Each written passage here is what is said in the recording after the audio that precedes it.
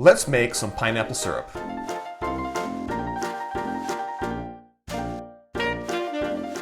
Hi, I'm Jer. Welcome to Kill-Divill, where we focus on rum and cocktails. Today we are going to make some homemade pineapple syrup.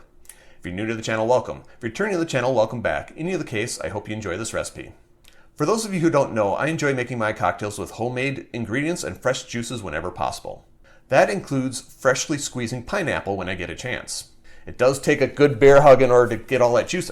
It doesn't. I use a basket juicer from Cuisinart. The problem is that it leaves all this pulp behind.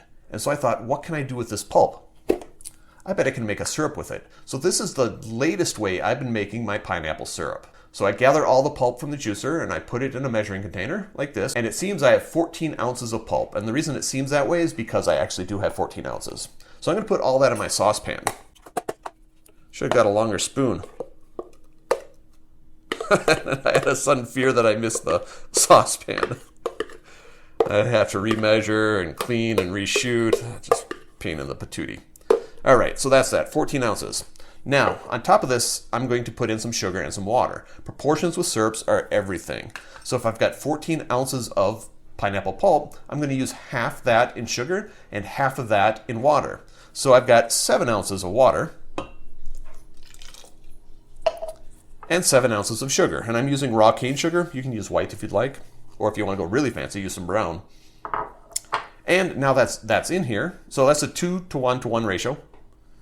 Even before it was in here, it was a 2:1:1 ratio. 2 parts pulp, 1 part water, 1 part sugar. Let's bring it to the stovetop. Now that we're at the stovetop, I'm going to turn this on to a medium-low heat. And I'm going to stir until the sugar dissolves. I'll be with you in a moment.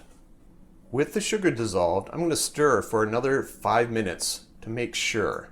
Often I can feel the sugar dissolve through my wooden spoon, but with this pulp in there, it makes the texture a little bit trickier. So 5 minutes of stirring, same temperature.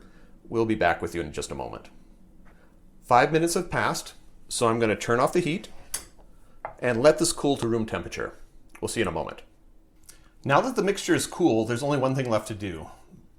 Label, strain, bottle, and refrigerate. Maybe not in that order.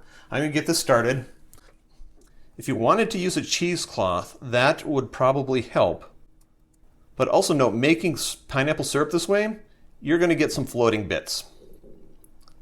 Unless you use a cheesecloth. If that's going to bother you, then there's other ways to make pineapple syrup, and we'll get to those eventually. While this is doing that, I'm going to label my other bottle.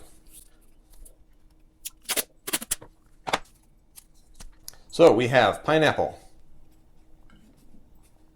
pulp, 1:1:2. My dog barks. There she goes. October 6th. Did you hear her shake? She's so cute, but she doesn't have any boundaries. Hi, doggies. Betty, Effie, do you have boundaries? And there you have it. Pineapple syrup using the pulp from juicing. Drink with good spirits. Question of the day. How do you make your pineapple syrup? Let me know in the comments down below. Note that there are ways to support the channel if you're so inclined. I do have t-shirts available. If you want a t-shirt, you can have one. Contact me through any of the social media links down below. We'll make sure you get a t-shirt. If you made it this far, give me a like, give me a subscribe, turn on notifications so you don't miss out on the next pineapple syrup. And if you haven't followed me on the social media links, feel free to do so. Until next time, cheers.